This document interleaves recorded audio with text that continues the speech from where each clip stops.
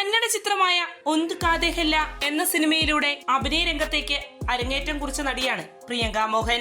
ഇന്ന് തമിഴ് തെലുങ്ക് ചലച്ചിത്ര രംഗത്ത് ഏറെ ശ്രദ്ധിക്കപ്പെടുന്ന ഒരു നടിയായി പ്രിയങ്ക മാറിയിരിക്കുകയാണ്. ഡോക്ടർ, ഡോൺ, ഓജി, ഗ്യാങ് ലീഡർ, സരോപോത ശനിവാരം എന്നിങ്ങനെ നീളുന്നു പ്രിയങ്ക മോഹൻ അഭിനയിച്ച ചിത്രങ്ങൾ.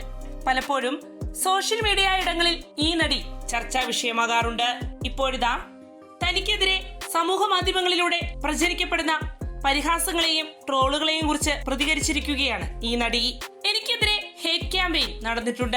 ഇന്ന് എല്ലാവരും എന്നെയും സോഷ്യൽ മീഡിയയിലൂടെ പരിഹസിക്കുകയാണ്. ലെജൻഡ് എന്ന് വിശേഷിപ്പിക്കപ്പെടുന്ന അഭിനേതാക്കളെയും സംവിധായകരെയും ഉൾപ്പെടെ ഇന്ന് പരിഹാസപാത്രങ്ങളാക്കുന്നുണ്ട്. എന്റെ കാര്യത്തിലും അത്തരത്തിൽ ഒരുപാട് കാര്യങ്ങൾ നടന്നിരുന്നു. എന്നാൽ ആ ഭൂതകാലത്തിലേക്ക് തിരിച്ചു പോകാൻ ഞാൻ ആഗ്രഹിക്കുന്നില്ല. കാരണം അതൊരു തരത്തിൽ എന്നെ ഒരു നല്ല മനുഷ്യനാകാൻ സഹായിച്ചു. അതിൽ നിന്ന് ഒരുപാട് കാര്യങ്ങൾ പഠിച്ചു. പ്രിയങ്ക പറയുന്നു.